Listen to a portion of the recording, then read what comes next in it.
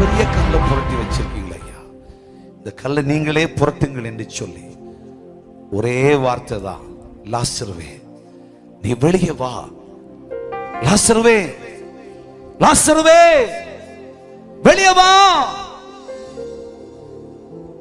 சிநேகிதன் வெளியே புறப்பட்டு வந்தான். இன்றைக்கும் அதே குரல் இந்த கூடாரத்துக்குள் தொனிக்கிறது.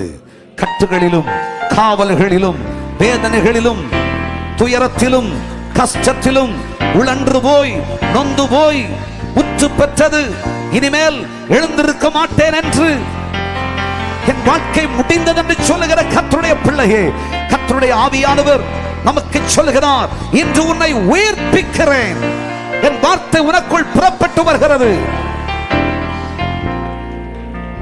எலும்புகளுக்குள் பிரவேசித்த அதே தேவ ஆவியின் வல்லமை, லாசருவுக்குள் பிரவேசித்த அதே இயேசு கிறிஸ்துவின் சிநேகம் கலந்த அழைப்பு உனக்கும் புறப்பட்டு வருகிறது, நம்மை உயிர்ப்பிக்கிறது. அவர் வல்லமை உள்ள தேவா,